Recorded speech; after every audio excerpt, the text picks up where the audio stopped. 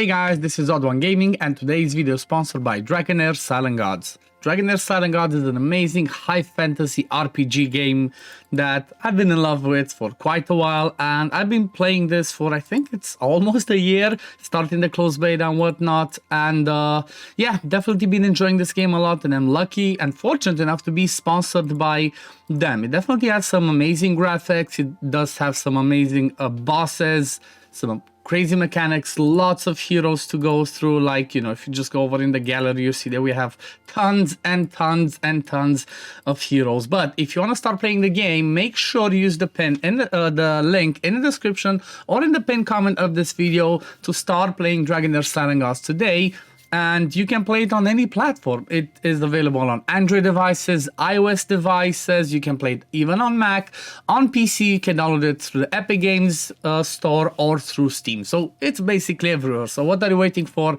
Download the game and start playing today. And since we're talking about the amazing things that they are doing, well, they do have some collaborations that they do with Dungeons and Dragons from time to time. They had one season 1 where we could get Drizzt the Urden, which is one of the legends from Dungeons and Dragons. I did have mine and I got an inspiration 3 because you know what, he's amazing, he was exclusive, and I definitely want to get a unique one. So Drizzt the Urden was one of the first ones that they introduced as part of the Dungeons and Dragons collaboration. And now we have another one that's going to come to the game, and that's going to be Elminster Omar. Okay, so this one's gonna actually start in about 8 hours and 20 minutes, so keep an eye out on my channel because tomorrow we're gonna be having this. We're gonna go through his kit, we're gonna talk about, you know, go through the event and whatnot, and it's bound to be a fun one. And also I think over the weekend I'm gonna be doing some summons for him to try and get a few copies of him. But we're gonna talk more about Elminster, like I said, tomorrow in the next days. What I want to show you today and what I want to talk about is actually the temporal vortex. I've mentioned this in the past, but I will say this again. The temporal vortex is actually my favorite content in the game, and this was actually the thing that got me interested in the game in the first place, because look at his graphics. I mean, this just looks amazing. The quality of the graphics are just insane. And when we're talking about these types of games that, you know, have the gacha element to it, which obviously whenever there's something that's champion collector and whatnot, those are usually a part of the gacha genre, and that's what, like, you know, Dragonheir is part of that as well. So you usually want to have, you know, some amazing graphics.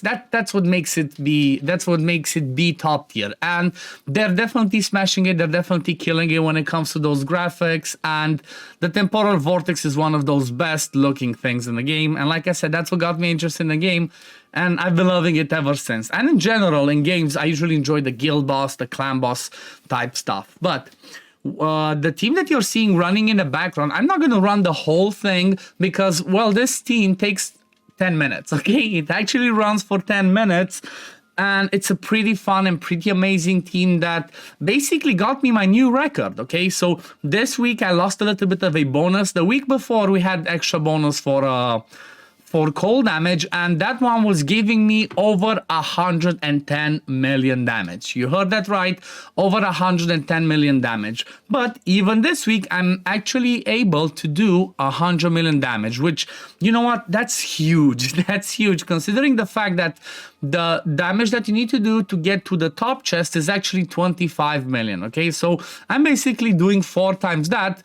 But obviously the reason why I'm doing that is because I have some key champions in here, I have some key heroes in here, but I also do have the right artifacts. And at the end of the game, in Temporal Vortex, kind of like in any area of this game, the synergy is the most important one, okay? You always want to have the 5-man synergies that connect together. You always want to have heroes that fulfill certain roles and whatnot. So that's something that's really important. And like I said, it's the same thing for this team. So the way that this team works for me is obviously I have the 5-man synergy of Frost plus Radiance, because every season, for those of you that are not aware, or maybe you just saw my video, then you're interested to start playing, there are 6 elements in this game, okay? There's Fire, Frost, Lightning, Necrosis, Radiance, and what's the last one? What am I missing? So Fire, Frost, Lightning, Necrosis, Radiance, and Poison. Okay, so these are the 6 ones, and every season they are in pairings of 2, and those ones rotate. So for example, this season, Frost is paired with Radiance. As you can see, I have Frost people in here. I have 2 Frost people with 3 Radiant people. Then you have the Fire that's paired with Necrosis, and then you have Poison that's with Lightning. So the way that this team works is basically everybody does their skills at the right time. I'm going to show you the presets as well, but I do have basically 3 healers in this team. I do have Garius. That's an amazing healer. However, I want to mention this because, you know, some people might be like, you know what, why does my Garius not do so good in Temporal Vortex?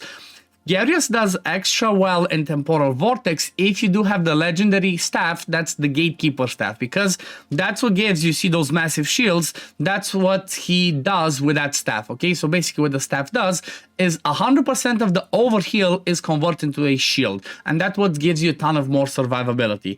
So that's Garius. Then we have Ardreth, which was basically a free legendary that we could get this season in season 2. And she does have an amazing kit. She brings cleansing, she brings healing, she brings an amazing passive that basically after it reaches 10 stacks, you see that 10 stacks, she gives everybody 30% defense and 100 resistance. Resistance is not as important in Vortex, but that 30% extra defense is huge, especially because things that are part of a passive scale off of the total amount of the stat. So for example, that 30% defense that she brings scales off of the total defense that we have, not like, you know, the normal artifacts that say gives you 30%, it's 30% off of your base stat. So that's something to keep in mind. Then we have Rose, that's amazing. She's just awesome, especially after they did fix her. So that's another amazing thing about this game. They do actually listen to feedback, and they try to implement stuff that, you know, several people of the community, it's like, you know, hundreds and thousands, say when there's something not working as, you know, properly, they do change. So before, Rose did not used to heal in this boss. Now they tweaked her a bit, and now she actually is able to heal. And when she heals, she cleanses debuff. So that's what she does in this team. Heals, cleanses, but she also brings attack penalty. Attack penalty is extremely important, and from my point of view, that's the most important debuff in this whole game, because most of the bosses hit so hard that, you know, after a certain point, you just get one shot, or they keep, you know, they keep taking your health lower and lower, and you're not going to be able to survive without it. So most of the time I say to people, get attack penalty in all the teams that you can, because it's really, really important. So that's the 3 supports. And then we have 2 DPS in Sheena and Gerthen. These are the Ice Blast people. That's a new damage class that was introduced in Season 2 that specializes on single target damage, okay? In Season 1, the DPS that the Frost element had were only AoEs, okay? Most of them were AoE or some single target ones, but they did not do that much damage. So the fact that they introduced Ice Blast, it makes sense because you needed a single target damage, especially for areas like the Temporal Vortex, where you just have that one boss to deal with, and that's about it. So you can see this team's going just fine. We're 5 minutes in, 53 million. Like I said, I'm not gonna go through the whole fight. I'm just gonna show you the screenshot of the damage that I just did earlier, and look at that. 103 million. 61 million from Gerthen, almost 30 million from Sheena, a little bit of damage from everybody else, obviously their supports, but you can see 2 people did so much damage that you didn't really care about anything else. Now let's have a look at the presets, because they are extremely important, and these presets are not ones that I thought of. Shout out to Gorax, a fellow content creator.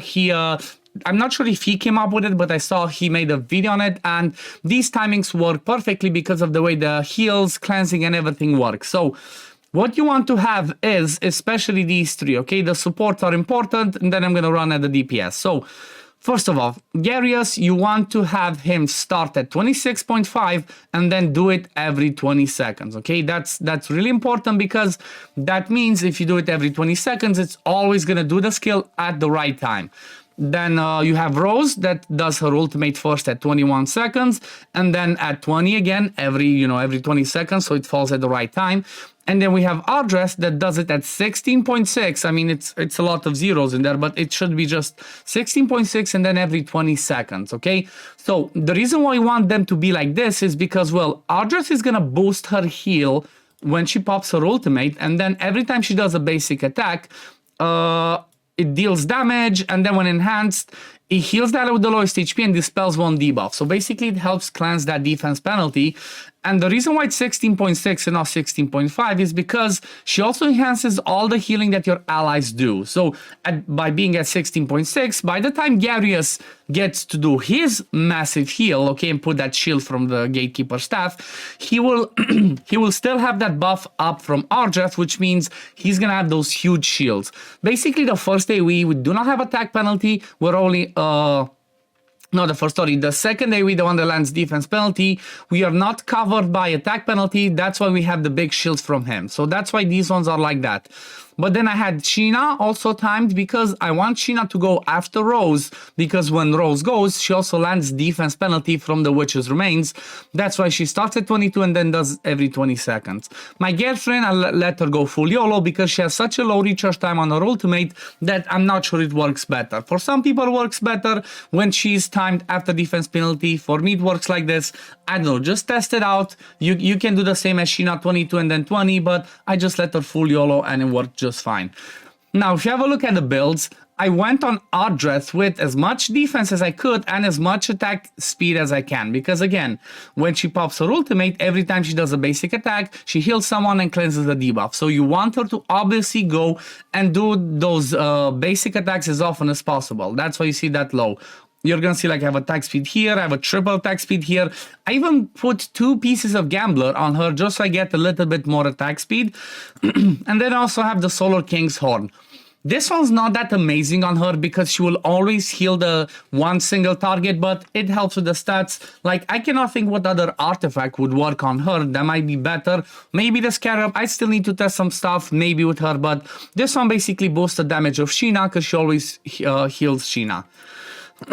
Now, when we're talking about Garius, he's obviously in the Gatekeeper staff, or as most people of the community call it, the Garius staff. This is the one that, like I said, 100% of the overheal from the wearer will be equally converted into a shield. And that's where you see those massive shields.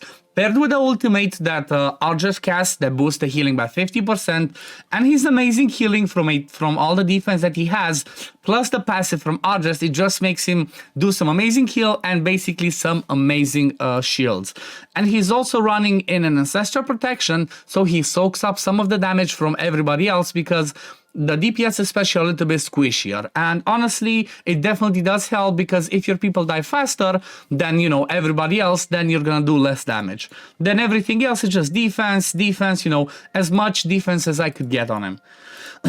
Then when we're talking about Rose, I do have Rose in the Witch's Remains that obviously lands defense penalty, and this one's basically always gonna land because she's gonna do 6 hits on this one. It's 4 from the basic one and then another 2 from having 200 enlightenment. Okay, it says up to 6 times, so basically she has 4 plus another 2. So that's why you want to have her around 200 enlightenment and then you're good. Maybe just focus a lot more enlightenment on her if you can, so that she does you know, bigger heals. That might help. Like you can test up and see what works for you. What I also put on her is the Cyril Whisper, because whenever the wearer successfully inflicts a debuff, all allies gain an additional 15% attack for 10 seconds. And obviously she has debuffs on the ultimate, but she also has debuff on the battle skill. So basically, you should have that attack up on most of the time. Since she doesn't do that much damage, might as well bring her, you know, make her do as much utility as she can by bringing the attack up and the defense penalty. Then when we're talking about DPS, Sheena, which is the best enabler for Ice Blast, she's in an Inventor set, which is with as much damage as I could get her, and also gave her the Blooms of Prina. This is basically the Ice Blast exclusive artifact that basically gives you 25% more damage every time you do a battle skill after consuming an ice crystal. And obviously she's gonna put so many ice crystals, there's always gonna be on, and this one's always gonna boost her battle skill that it hits a ton of times. This one's amazing because when you have 5 ice crystals, this one basically hits 6 times. Okay, so 6 times 90%, that's 540%, right? If my math is correct. Yeah, 540. So that's a ton of damage. And then obviously the passive is also amazing because for every ice crystal she gives she boosts the attack, so that's a lot of attack that also happens. So she's definitely amazing. She's not a top tier DPS on her own, but she's an amazing enabler that also brings some solid damage. She's just better than Zorak. That's all I'm gonna say. She's better than Zorak. And then we have Gerthen, which she used to have that exclusive artifact, the Blooms of Prina, but because I finished Fae Meander Season 2, I got the Ravatrix Roots. And this one is so much better because it gives us 60% attack, it gives us HP, but also gives us this one. The where I receive an additional 15% HP and 15% attack. For non-legendary heroes, this effect is doubled, okay? So basically, this one gives us 30% more attack and more HP, and if I'm not mistaken, kind of like the passive, this one applies to the total attack and defense. So that's why this one is so amazing as well, and that's why I chose to put that on her. And again, she's in an inventor set. And yeah, as much damage as I could get on her with crit damage, attack, and you know, all the craziness. But yeah, I guess this is gonna be it for today. Oh yeah, and I'm using the aura from RJ, 30% defense in all battles. That's just amazing. But yeah, I guess this is gonna be it for the video today, guys. I hope you enjoyed it. I hope you enjoyed to see this 100 million team. It's, you know, it's really exciting when you get to the point where you can beat everything in the game. The things that give you joy, you know, and the things that make you keep pushing the game is trying to hit certain milestones, getting new records and whatnot. And that's what I did. You know, I hit 100 mil in Vortex, and that's awesome. Like, I'm really happy I could do that, and it's exciting. But anyway, this is gonna be it for today. Thank you all for watching. Again, if you did enjoy what you saw today in the Temporal Vortex, if this game seems appealing for you, don't forget to download the game and start playing. It's an awesome game. I'm loving it, and I'm gonna be playing this for the foreseeable future. Like, you know, I hope this game keeps growing because I love it and I hope it succeeds. And if you want to start playing, like I said, there's a link in the description and the pinned comment of this video that you can click and download today. You can download it on Android devices, iOS devices. It's even available on Mac. And it's obviously available on PC through the Epic Game Store, Steam, or obviously their official website. But anyway, thank you guys for watching. Thank you, Dragonheir, for sponsoring this video. And I'm going to see you all in the next one. Peace, love, take care, everyone. Bye, guys.